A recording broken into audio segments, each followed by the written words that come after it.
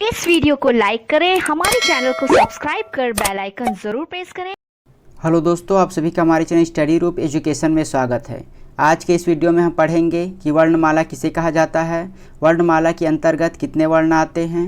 साथ ही हम देखेंगे कि स्वर और व्यंजन किसे कहते हैं और उनका वर्गीकरण किन किन आधारों पर होता है।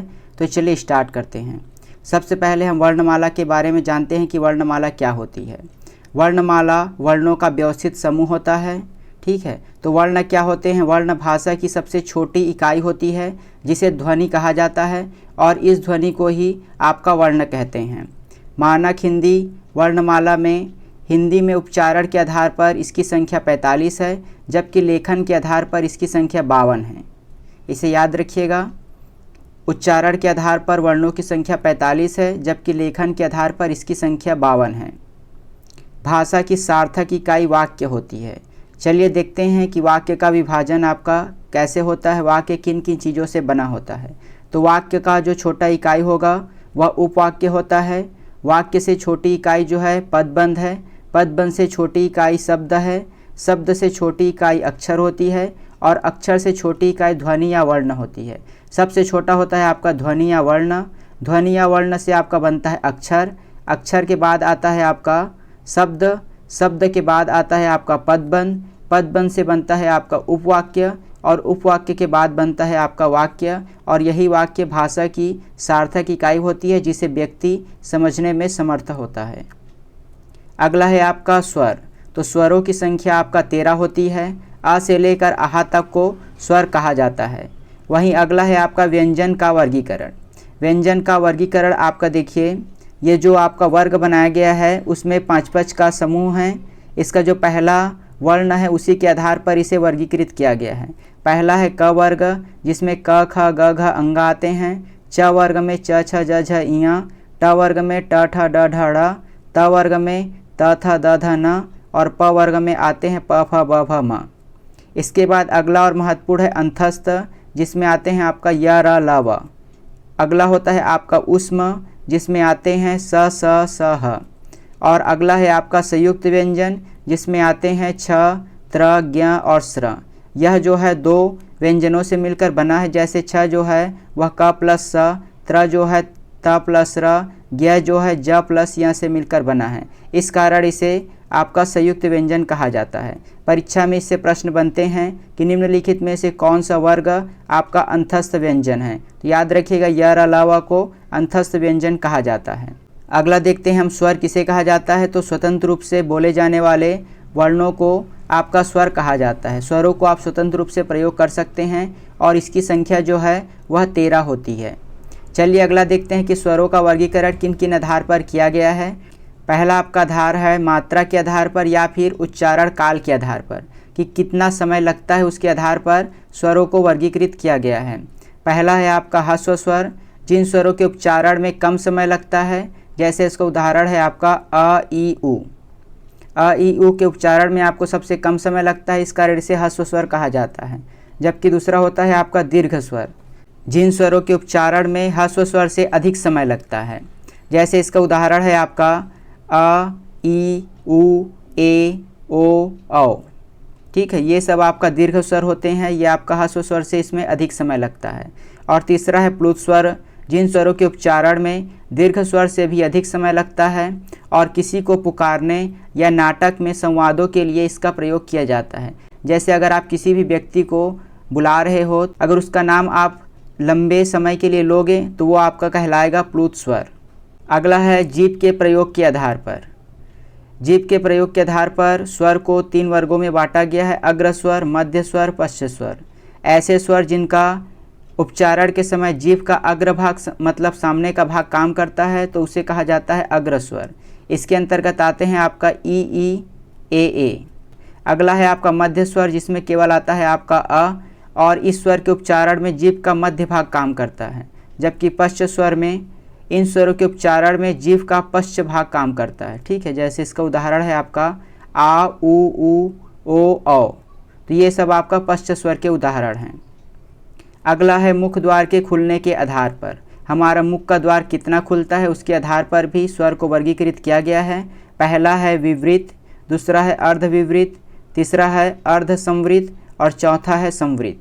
जिन स्वरों के उच्चारण में मुख द्वार पूरा खुलता है उसे कहते हैं विवृत। जैसे आ के उच्चारण में आपका मुख का द्वार पूरा खुलता है। अर्ध विवृत में ऐसे स्वर आते हैं जिसके उच्चारण के समय मुख द्वार आधा खुलता है। जैसे इसका उदाहरण को याद रखिएगा, अ, ए, औ, आ।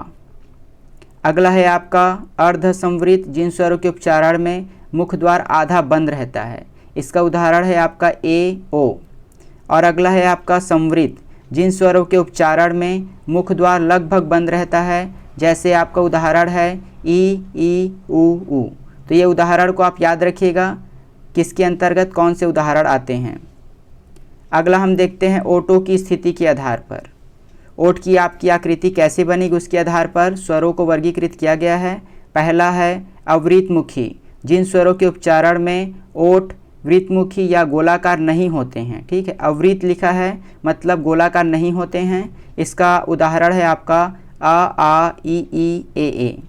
वृत्तमुखी मतलब वृत्त मतलब होता है गोला। तो अगर आपका किसी स्वरों के उच्चारण के समय आपके ओठ की आकृति अगर वृत्तमुखी या फिर गोलाकार हो जाती है तो उसे वृत्तमुखी के अंतर्गत रखा गया है।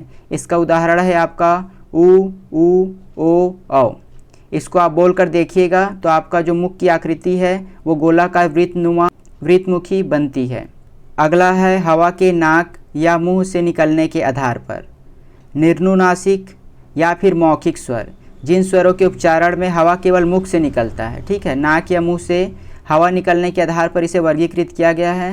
तो जिन स्वरों के उच्चारण में हवा केवल मुख से निकलती है, जैसे देखिए अ, आ, ई, इन सभी के उच्चारण में आपके मुख की हवा के मुख से निकलती है। अगला है आपका अनुनासिक स्वर। तो इन स्वरों के उच्चारण में हवा जो है मुख के साथ साथ नाक से भी निकलती है। जैसे इया, आ, ई, ये जो है आपका अनुनासिक स्वर के अंतर्गत आते हैं। अगला है घोषत्व के आधार पर वर्गीकरण। घोष का अर्थ होता है स्वर तंत्रियों के श्वास का कंपन। ठीक है, याद रखिएगा, परीक्षा में पूछा जाता है कि घोषत्व का क्या अर्थ है। तो स्वर तंत्रियों में श्वास का कंपन। इसके आधार पर स्वर तंत्री में जब कंपन होता है तो उसे सघोष ध्वनि उत्पन्न होती है और सभी स्वर जो है आपका सघोष ध्वनि के अंतर्गत आते हैं। अगला हम पढ़ते हैं व्यंजन। व्यंजन जो है स्वर की सहायता से बोले जाते हैं। ठीक है, बिना स्वर की सहायता से व्यंजन का प्रयोग नहीं हो सकता। प्रत्येक व्यंजन के उच्चारण में अ स्वर मिला होता है। जैसे अगर आप देखोगे म एक प्रकार का व्यंजन है तो यह जो है आपका ये आधा म प्लस अ से मिलकर बना है, जिसके अंत में आपका इसमें कुछ नहीं है, मतलब इसमें अ जुड़ा हुआ है। बिना स्वर के कोई भी आपका व्यंजन नहीं होता। परंपरागत रूप से इन व्यंजनों की संख्या आपका 33 मानी गई है और यहाँ पर द्विगुण व्यंजन होते हैं। ये भी परीक्षा की दृष्टि से महत्वपूर्ण हैं कि निम्नलिखित में से कौन सा द्विगुण व्यंजन होते हैं। तो ड और ढ आपके द्विगुण व्यंजन होते हैं और इनको अगर इसमें शामिल कर दिया जाए तो कुल संख्या हो जाती है आपके 35। अगला हम देखते हैं व्यंजनों का वर्गीकरण। व्यंजनों का वर्गीकरण में पहला होता है आपका स्पर्श व्यंजन। जिन व्यंजनों का उच्चारण करते समय हवा फेफड़ों से निकलकर मुख के किसी विशेष स्थान कंठ, तालु, मूर्धा, दांत या होठ को स्पर्श करता है, उसके आधार पर इसे वर्गीकृत किया गया है। अगला है घोषत्व के आधार पर। घोष का अर्थ होता है स्वर तंत्रियों का कंपन। देखिए, घोषत्व के आधार पर दो होते हैं, अघोष और दूसरा होता है सघोष या फिर घोष। अघोष के अंतर्गत आता है जिन ध्वनियों के उच्चारण में स्वर तंत्रियों में कंपन न हो, तो उसे कहा जाता है अघोष। प्रत्येक वर्ग का पहला और दूसरा व्यंजन, जैसे हमने पढ़ा क वर्ग में आते हैं क, ख, ग, घ, अंगा, तो क और ख जो है वो अघोष के अंतर्गत आएंगे और बाकी पीछे के तीन जो है आपका सघोष के अंतर्गत आएंगे। सघोष या फिर घोष, जिन ध्वनियों के उच्चारण में स्वर तंत्रियों में कंपन होता है। तीसरा, चौथा और पांचवा व्यंजन। परीक्षा में आपसे पूछा जाए तो इसे समझ जाइएगा, क वर्ग के अंतर्गत पूछे तो पहला और दूसरा आपका होता है अघोष और तीसरा, चौथा, पांचवा होता है आपका सघोष। अगला है प्राणत्व के आधार पर। प्राण का अर्थ होता है हवा। ठीक है, तो अल्प प्राण किसे कहा जाता है और महाप्राण किसे कहा जाता है। अल्प मतलब होता है कम, महा मतलब होता है आपका ज़्यादा। जिन व्यंजनों के उच्चारण में मुख से कम हवा निकले तो उसे कहा जाता है आपका अल्प प्राण। हर वर्ग का पहला, तीसरा और पांचवा व्यंजन, यहाँ पर आपको यूज करना है पहला, तीसरा और पांचवा व्यंजन, जिसे कहा जाता है अल्प प्राण। जैसे क, ख, ग, घ, अंगा है तो इसमें पहला होगा क, दूसरा होगा आपका ग और लास्ट वाला होगा अंगा, तो ये आपका कहलाएंगे अल्प प्राण। और वहीं महाप्राण में जो बाकी बचे दूसरा और व्यंजन वो आपका कहलाएंगे महाप्राण। तो ये हर वर्ग का होगा, आपने 5 वर्ग पढ़ा है, क वर्ग, च वर्ग, ज वर्ग, तो उस पाँचों में से आपको इस तरह निर्धारित करना है। हर वर्ग का दूसरा और चौथा व्यंजन महाप्राण के अंतर्गत आता है। अगला है आपका अंतस्थ व्यंजन। वर्णों का उच्चारण पारंपरिक वर्णमाला के बीच अर्थ, स्वर और व्यंजनों के बीच स्थित होते हैं। ठीक है, जो वर्णों का उच्चारण है वो पारंपरिक वर्णमाला के बीच अर्थात स्वर और व्यंजनों के बीच में स्थित होते हैं। इसका उदाहरण है आपका य, र, ल, व। अगला है उष्म या फिर संघर्षी व्यंजन। इसका उच्चारण करते समय वायु जो है मुख के किसी विशेष स्थान पर घर्षण या रगड़ खाकर निकलती है और गर्मी पैदा करती है। संघर्षी इसीलिए बोलते हैं क्योंकि यह संघर्ष करती है। उष्म इसलिए बोलते हैं क्योंकि यह गर्मी पैदा करती है। ठीक है, घर्षण होगा तो गर्मी पैदा होगी। तो इसका जो उदाहरण है उसे याद रखिएगा, स और ह, ये सभी आपका आता है उष्म संघर्षी व्यंजन के अंतर्गत। अगला है आपका उच्छिप्त व्यंजन। इस व्यंजन के उच्चारण में जो मूर्धा होता है वह ऊपर उठकर स्पर्श करता है। ठीक है, और फिर झटके के साथ नीचे आ जाता है। इसके उदाहरण है आपका ढ और ड, ये आपका उच्छिप्त व्यंजन के अंतर्गत आता है, याद रखिएगा। और अगला है आपका अयोगवाह। इसके अंतर्गत आपका 2 है, अनुस्वार और विसर्ग। जैसे अनुस्वार अंग की मात्रा होती है वह अनुस्वार के अंतर्गत आती है, और विसर्ग अगर पीछे में 2 बिंदु है, कोई भी अंग जैसे लिखा है, जैसे अ लिखा है तो अ के पीछे में है तो अह बोलते हैं, तो इसे आपका विसर्ग कहा जाता है। तो ये हुआ वर्णमाला, स्वर और व्यंजन का वर्गीकरण। अगर आपको वीडियो अच्छी लगी होगी तो हमारे चैनल को अभी सब्सक्राइब कर लीजिए।